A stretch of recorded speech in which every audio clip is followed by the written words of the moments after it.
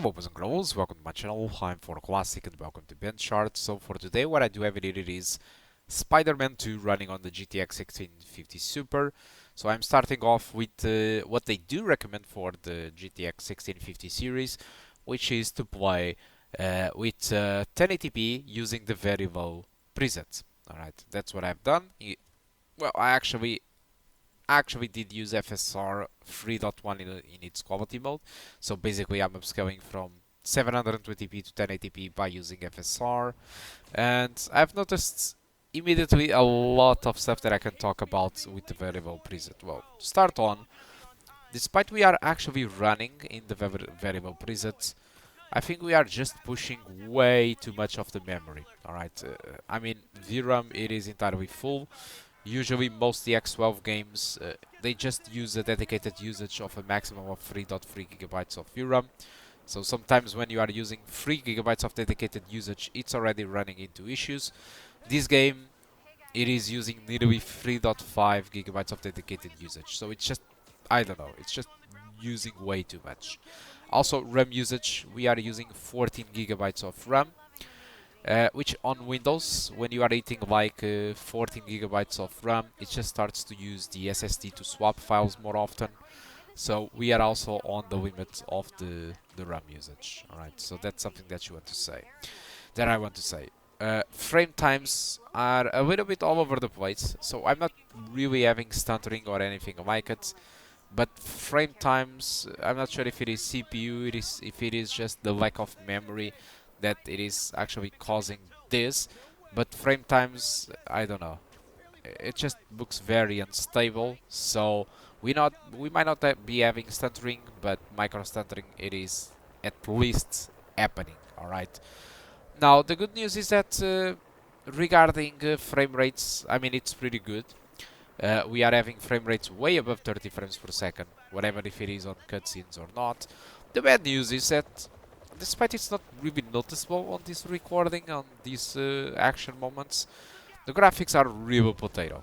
Alright, in variable settings, especially on cutscenes, when you have close-up with the characters, and with environments like schools or laboratories, when things are more standing still, that's where you are going to notice a lot of issues with using the variable settings.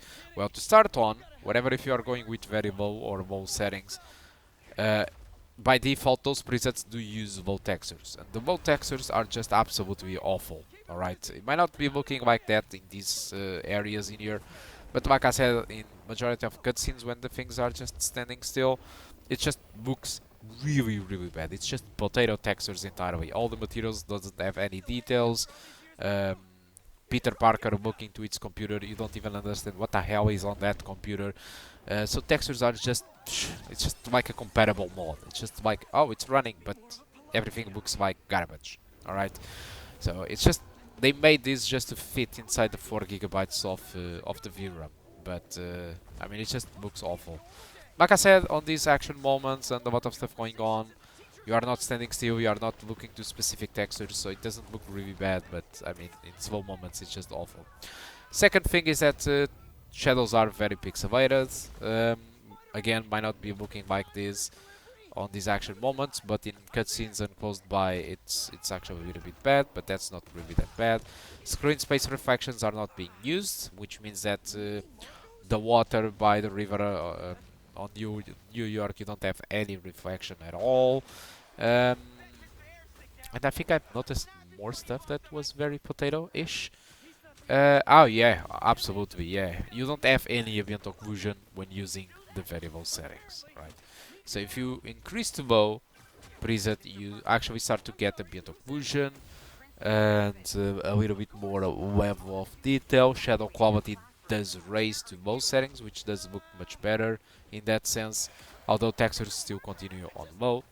And even if it did raise the textures to median or something like that, we just don't have enough memory, alright, to provide a good experience.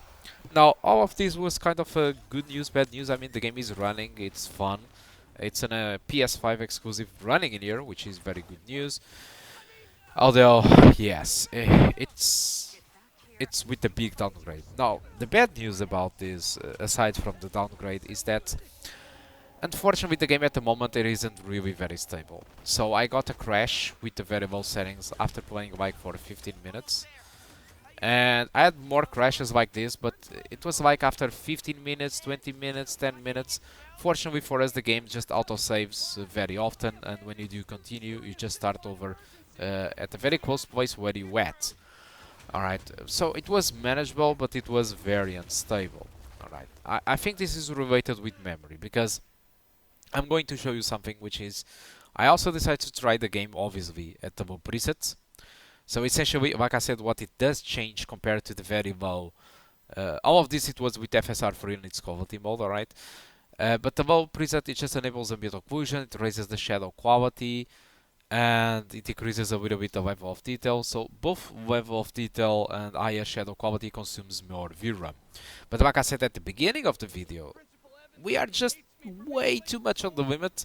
So whatever, if you are pushing more VRAM, whatever if it is because of shadow quality or more level of detail, that's really bad to do so. And so, but I decided to try it anyway, and what happens really is that when I got to the bridge, the game just crashed, alright. And then I just load the game, and after 1 minute it just crashed. And then I load the game, and after 2 minutes it just crashed. And I load the game, and after 30 seconds it just crashed. So it seems like all these crashes are VRAM related. I'm seeing a lot of people on Steam complaining about frame rates, consistencies. I'm not really sure if it is something VRAM related, mostly because Nix Sports are known for consuming a lot of VRAM and having instability issues related with VRAM.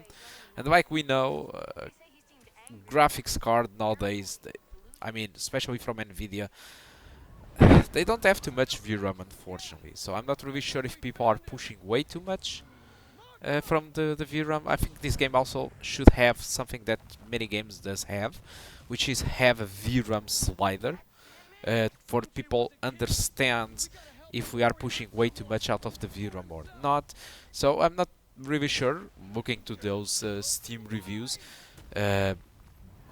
thumbs downs and stuff like that regarding stability and crashes, if they are pushing way too much of their graphics card memory, or if it is just a game that it is super unstable. Whatever the reason, I do think that we should have more transparency about the VRAM usage, and not being necessary for me to use stuff like MS Afterburner to see that the VRAM and the RAM is just on the edge, you know.